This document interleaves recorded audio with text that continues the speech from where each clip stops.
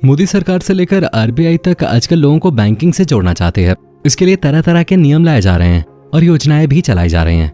लेकिन क्या आप जानते हैं कि लोगों के बैंकिंग फैसिलिटी से जुड़ने के बाद भी भारत के बैंक खाली होते जा रहे हैं?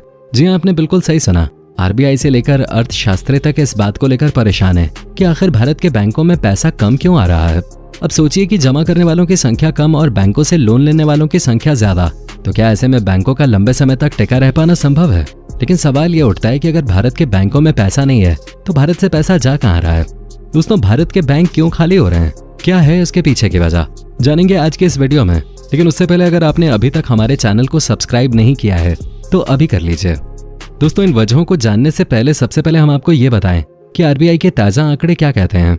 आरबीआई के आंकड़ों के अनुसार 15 जुलाई तक बैंकों का डिपॉजिट ग्रोथ यानी पैसा जमा करने वाले लोगों का प्रतिशत सिर्फ 8.6 था, जबकि इसी डेट तक बैंकों से क्रेडिट ग्रोथ यानी कि लोन लेने वाले लोग 14% है।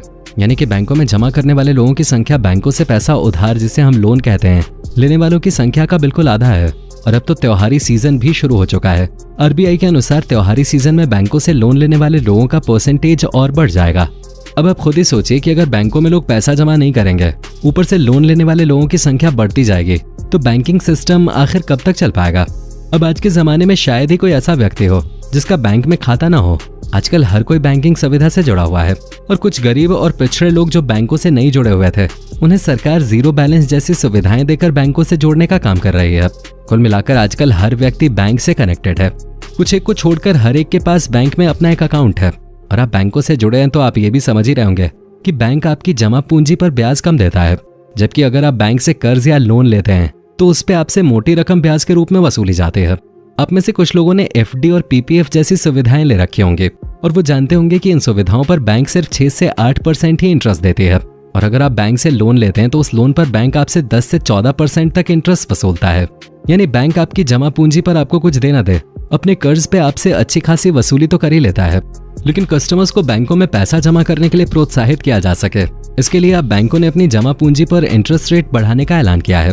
जी हाँ दोस्तों, ये तो आप जानते ही होंगे कि हर बैंक का अपना एक अलग इंटरेस्ट रेट होता है और बैंक लोन के हिसाब से और अपने नियमों के हिसाब से आपसे लोन पर ब्याज वसूलती है और जमा पैसों पर देती है। धीरे धीरे करके अब कई बैंकों ने कस्टमर्स को अपने बैंक से जोड़ने के लिए उनकी जमा राशि पर ब्याज बढ़ाने का ऐलान कर दिया है। वहीं लोन की डिमांड को बैलेंस करने और देश की जीडीपी में सुधार लाने के लिए बैंक लोन की इंटरेस्ट रेट को बढ़ाने की तैयारी में है। हाल ही में जारी की गई अपनी रिपोर्ट में आरबीआई ने कहा है कि महंगाई अपनी चरम सीमा पर पहुंच चुकी है, इसलिए आने वाले समय में महंगाई में गिरावट देखने को मिलेगी।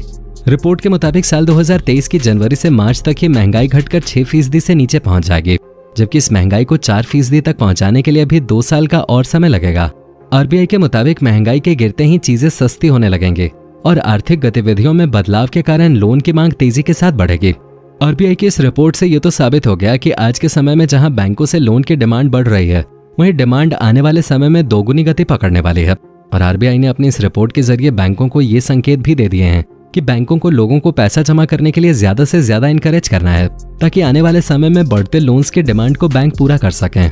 अब ये तो बात हो गई कि बैंकों के पास पैसे नहीं है, लेकिन अब सवाल ये है कि अगर बैंकों के पास पैसे नहीं है तो आखिर पैसे गए कहाँ गया पैसा? दोस्तों, इसे समझने के लिए सबसे पहले आपको ये समझना होगा कि जब बैंकों में जमा पैसों की संख्या बढ़ने लगती है तब मार्केट में कैश फ्लो कम हो जाता है, और जब बैंकों में जमा पैसों की संख्या में गिरावट आती है तो मार्केट का कैश फ्लो बढ़ जाता है। अब आप ये सोच रहे होंगे कि ये कैश फ्लो क्या होता है, तो चलिए पहले आपको बताते हैं कि क्या होता है ये कैश फ्लो। दोस्तों, ये जो आपको हाथ में नोट दिखाई दे रहा है, असल में यही है कैश फ्लो। मतलब आप सीधे शब्दों में समझिए कि आपकी जेब में रखे पैसे या मार्केट में घूम रहे नोट ही कैश फ्लो हैं। यानी जब बैंकों में जमा राशि में गिरावट आती है तो उसका मतलब होता है कि पैसा कहीं और नहीं है, बल्कि मार्केट में या कुछ लोगों की जेब में रखा हुआ है। जेब से आप ये बिल्कुल मत समझिए कि आपकी पॉकेट वाली जेब, या बड़े बड़े बैग, बेडरूम, तिजोरी, इन जेबों की बात हो रही है। देखिए, इन दिनों में बैंकों में जमा राशि में गिरावट आई है, यानी पैसों के मामले में बैंक यूं समझ लीजिए कि बिल्कुल खाली हैं। अब आप सोच रहे होंगे कि पैसा तो आपके पास भी नहीं है, तो फिर किसकी जेब में है? अब इसका जवाब आपको रोजाना तमाम मीडिया चैनल्स दे ही रहे हैं। रोजाना किसी के घर से करोड़ों, तो कहीं से करोड़ों से भी ज्यादा पैसा बरामद होने की न्यूज मिल रही है। आप देखते ही होंगे कि आजकल न्यूज चैनल्स में करोड़ों के घोटाले सामने आते हैं। इनकम टैक्स डिपार्टमेंट आए दिन भ्रष्टाचारियों की तिजोरियों को खोल रहा है। इसके बाद भी लोगों की अलमारियों से लेकर टॉयलेट सीट, छत से लेकर दीवार और सूटकेस में भर भर कर नोट छिपे रहते हैं। और आप ये तो जानते हैं कि नोट आते कहां से हैं।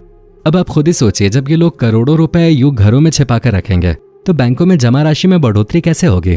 हाल ही में जारी रिपोर्ट्स के अनुसार बैंकों में जमा राशि में जितनी कमी है उतना मार्केट में कैश फ्लो नहीं है।